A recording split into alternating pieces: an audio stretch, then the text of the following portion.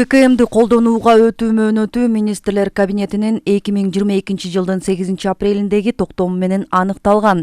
Талаш шаарында ККМ аппараттары менен ишкердик кылууга милдеттүү болгон 797 ишкердик субъектилери бар. Азыркы тапта алардын 95% контролдук кассалык аппараттарды колдонууда. Абдан эле жеңилдиктер жекешкерликке, мисалы ошо президент тарабынан, президент өз тарабынан жеңилдиктер льготаларды берди. Көп эле льготаларды мисалы ошо быйылкы эсеби менен бирдиктүү салыкты 8 миллионго жетелек болсо, обороту 0% менен төлөп турган, 23 жылы эмдиги жылы келаткан 1% менен төлөйт бирдиктүү салыкты, 24 жылы 2% салыкты төлөшөт. Аябай көп эле жеңилдиктер берип атат. Жеке ишкерлер Кудай буйруса ошо көтөрө алат, ошо бирдиктүү салыкты төлөй алат. ККМ аябай оңой колдонуш.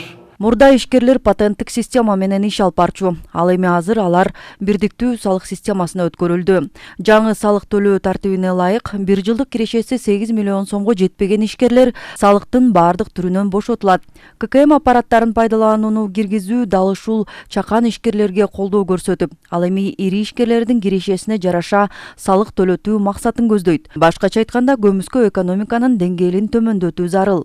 Шаардык салык кызматына да өткөн жылга салыштырмалуу салыктык чегерүүлөрдүн пайыздык көрсөткүчү бир топ эсеге жогорулаган. Мурун негизги патент негизинде иштечи ошо жаңы салык кодекс боюнча көп патенттерди кыскарылып, азыр ККМ киргенден кийин ошо бирдиктүү салык кирди. ККМ алгандан кийин бирдиктүү салыкка өтүштү. Былтыркы салыштырмалуу абдан эле көп бирдиктүү салык боюнча өзгөрүүлөр аябай эле көп болду. Мисалга айтсак, ушул эле ноябрь айында, былтыркы ноябрь айында 146 эле миң түшсө бирдиктүү салыктан. Быйылкы ноябрдын эсеби менен 1 миллион 890 миң сом бирдиктүү салыктан эле түшүп атат. Бунун айырмасы уже көрүнүп турат. Кассалык көзөмөлдөөчү машинаны колдонууга милдеттүү бардык ишкерлер сатып алуучуларга керектөөчүлөргө кассалык чекти милдеттүү түрдө бериши керек. Ал эми кардарларда чек талап кылууну үйрөнүшү зарыл. Бул максатта мамлекеттик салык кызматы салык чек аталышындагы лотереяны да ойнотуп, баалуу белектер коюлууда. Ал эми жаңырган жылдан тартып азыр пайдалануудагы ККМ аппараттары жараксыз болот. Ал эми жаңы үлгүдөгүсүн салык кызматы ишкерлерге акысыз камсыз кылат.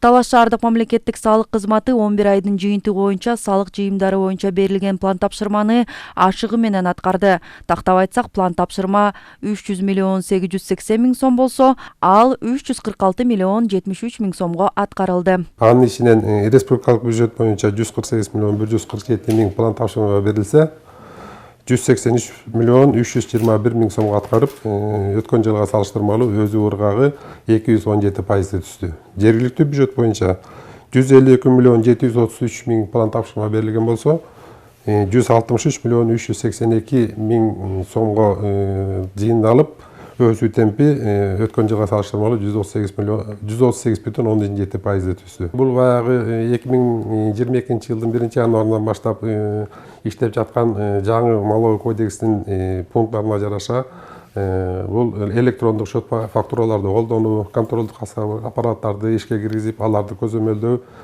жагым менен өсүү темптери ошолорго байланыштуу болуп, жакшы жыйынтыктарга жетише алдык.